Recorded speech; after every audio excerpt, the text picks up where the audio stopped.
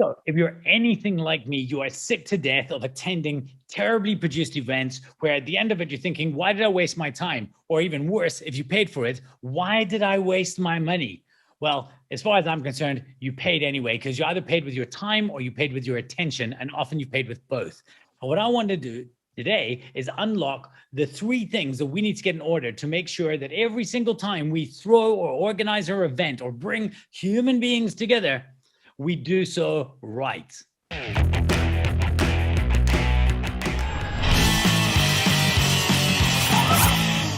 Let's talk about this. The collective noun that is human beings, audience. Whether you're on a meeting or on an email chain or at a conference, as far as I'm concerned, this next statement is fundamentally true, right? Audiences are the most underutilized resource in business today.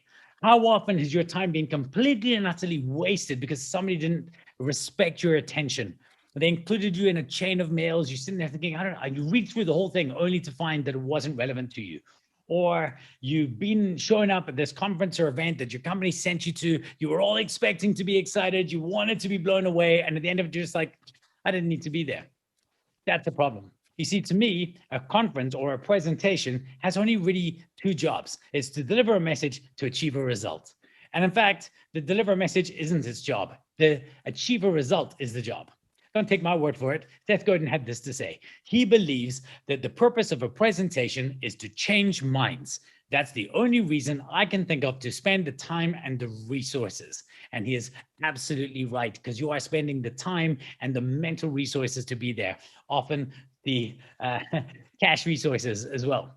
So I want to share with you today the three things that we need to get organized and get into symphony if we ever want to throw an event where people are going to leave activated. So what's the first one? Well, the first one, relevant content. Yeah, I didn't know in sound effects. I realize now that the guys are probably supposed to add in a sound effect later, but I kind of like mine. Relevant content. There is a lot of content out there. One might say a plethora of content. What is it? A plethora of amigos? I don't know if I remember that right. There is a lot of content out there, guys, and you've got so much to choose from. And it's not to say that some content is good and some content is bad. It's to say that there's some content that's more relevant to certain discussions than other ones, to certain audiences. Now, as you're here in this, I think that book is quite relevant. I think that one down there is quite relevant. And then this one here that I wrote, Boredom Slayer, I think that one is the most relevant. I may be biased, but anyway, I believe that we've got to make sure that we get our content dialed in. We got to get it super relevant to our audience.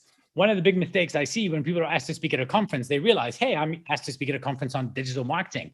So they show up and they just speak generally about digital marketing. But that's not your job. Your job is to speak specifically about the brief that you were given and the reason you are there. Not just to say, well, I started off with that bit and then I wanted to get general because I really have this cool case study of this one brand and this cool thing and I just want to show it.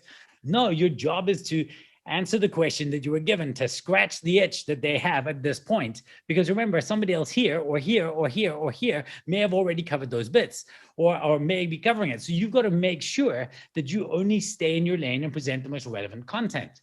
This is critically important. If the content isn't relevant to your audience, well, what? Right. So the next thing we have to create is functional technology. We got to make sure the tech is functional. Whether you're in a regular space, ladies and gentlemen, thank you so much for being here. Blah, blah, blah, blah, blah, blah, blah, blah, blah. Right? Whatever you're doing, you've got to make sure that the tech works, the lighting, the sound, the AV, all of this stuff has to come together. This could be as easy as if you're on your desk today, like standing presenting, hey, ladies and gentlemen, got my 2-point lighting, got my machine, got my camera, everything's there. Or even as now is all the rage, because everyone thinks that the way today to make a good online event, high quality online event, is to get everybody into a studio. And then to have these two people stand here in a studio and look like these people here, like they're in the newsroom. Because apparently 2 people looking at each other like that is more engaging for an audience. Spoiler alert, it's not. Okay, this is more engaging. There's a reason people on YouTube don't stand way back there. It's because this is a front row seat. I said this before, and I'll continue saying it. You're right. This whole Zoom thing that everyone's been doing every single day, it's a feature and not a bug.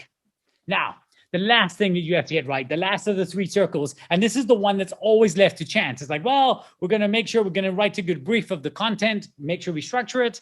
And again, even that one is probably part two. The second thing you worry about, part number one, we're going to make sure the tech is impressive and obviously the band and the drinks afterwards.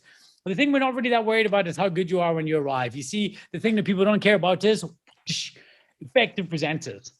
And as a guy who I think, I'm a somewhat can hold my own as a presenter, get behind the stage, ladies and gentlemen, thank you so much for being here today.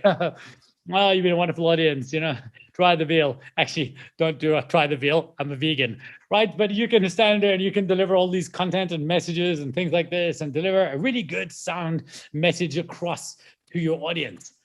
And if you're an effective presenter, it's a great thing. However, it's not enough. What is enough is when you can get these three things together. When you can get an effective presenter, when you can get functional technology, and when you can create relevant content. Here's why this is so important.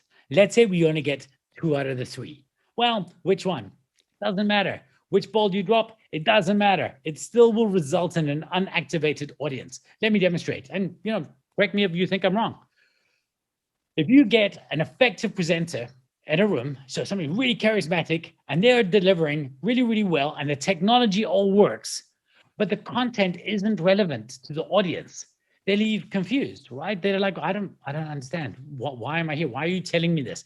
Have you ever been in a presentation and you find yourself saying, this is great, it's kind of cool, but useless. Why are you telling me?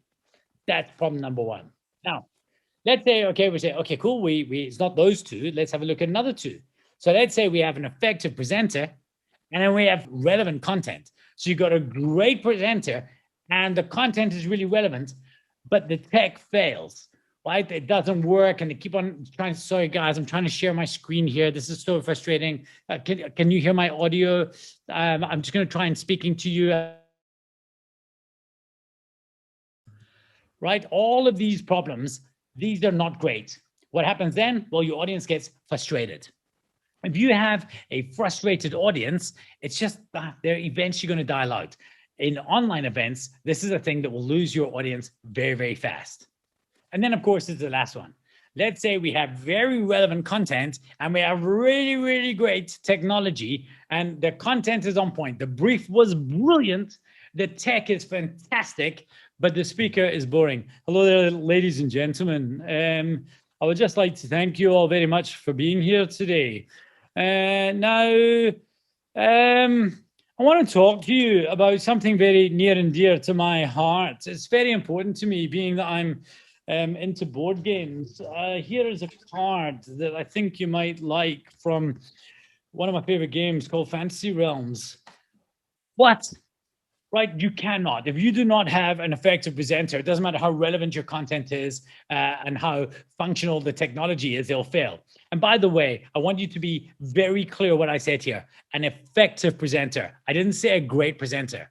I've seen people who are not traditionally good at presenting. They're not this charismatic, larger than life. Hello, ladies and gentlemen. Thank you so much. Blah, blah, blah, blah, blah. They're just softly, slowly speaking you through their content, taking you through what needs to be known. And in fact, they might even be speaking with a soft voice, getting you to lean into their content. But because it's so well structured, you really, really do want to lean in and get to the end. Now, these three things, you get these things, you get these two right, you don't get the speaker, your audience is bored, right? They just do not want to be there. And that is a problem for me. So what we have to do is get the three of them all together. Effective presenters, relevant content, and functional technology. You get this beautiful, beautiful, beautiful orchestra playing. And then what you have is an audience that is well and truly activated. And that's what we need them to be. Because you see, an activated audience, that's something that's very, very beautiful. They don't just sit there and take notes. They take actions. This is something I say to audiences all the time. I don't want you to leave taking notes. I want you to write down actions. I'll say it again. Don't take notes, take actions, right? I want an audience that will leave activated, and so should you. And that is why you should be worrying about these three things. If you organize a conference or event, you put 3 big checklists and you work out, are my speakers of a standard that I can expect, I am happy with, that will keep an audience going? Is my technology going to work? And is what these people are saying using this technology extremely relevant to the dragon we are trying to slay at our event? If the answer to any single one of these questions is no, your event is not good enough, go home and try harder. Ladies and gentlemen, that is it for me today. I really, really hope you had some value with this, and I hope it's given you something to think about. If you know somebody in eventing, if you know somebody who organizes conferences, please, for goodness sake, share this video with them. If you enjoyed it, hit like. If you really enjoyed it, hit subscribe, and I will look forward to seeing you on the next one. Until then, go out there and lead loud.